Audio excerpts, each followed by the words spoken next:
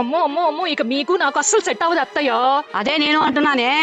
మనం ఒకే ఇంట్లో ఉన్న బద్ద శత్రువులు లెక్కే. అవును, ఒకే ఇంట్లో ఉన్న నీ కుంపటి నీదే, నా కుంపటి నాదే. నేను అదే అంటున్నా, మీ బొచ్చెలు మీయే, నా బొచ్చెలు నాయే. నా కొడుకు రానివే, ఎవరో వాళ్ళు పని చేసుకుందాము.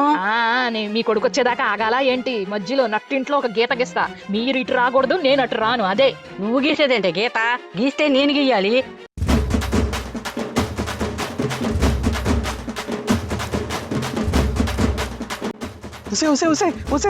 ఏంటి ఏంటి ఇట్లా కొట్టుకుంటున్నారు? ఎప్పుడు లేంది నడి రోడ్డు మీద ఆయన పంకజ ఇంటి ముందు ఏంటి ఇద్దరు ఇట్లా కొట్టుకుంటున్నారు? అదంతా వేరే కదా, ముందు ఇంటికి పదని చెప్తాం.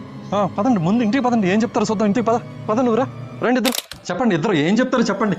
అత్త కోడలు ఇద్దరు చక్కగా అన్యోన్యంగా ఉంటున్నారని సంతోషపడ్డా కదా. ఆ సంతోషం ఎంత కూడా నిలవనివ్వలేదు నాకు. అయినా పోయి ఆ పంకజం ఇంటి ముందు కొట్టుకుంటున్నారంటే ఇద్దరును.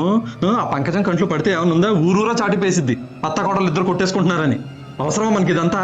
మాకు కావాల్సిందే అది. అత్తయ్య గారు, మనం అనుకున్నది జరిగింది కదా. అవునే అనుకున్నది జరగటం ఏంటే? మీకే అనుమానం వచ్చిందంటే మన ప్లాన్ వర్కౌట్ అయినట్టే అత్తయ్య గారు. ఈ మధ్య మన కాలనీలో వాళ్ళకి ఒక రోగం వచ్చిందిలేండి. అత్తాకోడలు ఒకే ఇంట్లో ఉంటే ఒక గిఫ్ట్ ఇస్తున్నారు ఫంక్షన్ కి పిలిచి. విడివిడిగా ఇవ్వట్లేదు. ఇప్పుడు చక్కగా ఆవిడదే నాది నాకే గిఫ్ట్. ఎందుకంటే ఎవరి కొంపట ఆలదే కదా. పంకజం కంట్లో పడ్డాము, అందరికి తెలిసిపోయినట్టే. అన్నట్టు ఓ 10 ఫంక్షన్లు లైన్ లో ఉన్నాయి, గుర్తుంది అత్తయ్య గారు? మీ గిఫ్ట్ మీదే, నా గిఫ్ట్ నాదే. అయినా గిఫ్ట్ కోసం ఎంతకి తెగించారు మీరిద్దరు అసలు? ఇక నా వల్ల కాదు. ఇక మళ్ళీ చెప్పు స్టార్ట్. టేక్ 63. ఇక నా వల్ల కాదు. టేక్ 91. ఇక నా వల్ల కాదు. పోయింది, నీదే పోతాది. అత్తయ్య గారు. టేక్ 100. టేక్ అమ్మో ఇక నీకు మాకు 125. ఎంతకి తెగించారు మీరిద్దరు అసలు?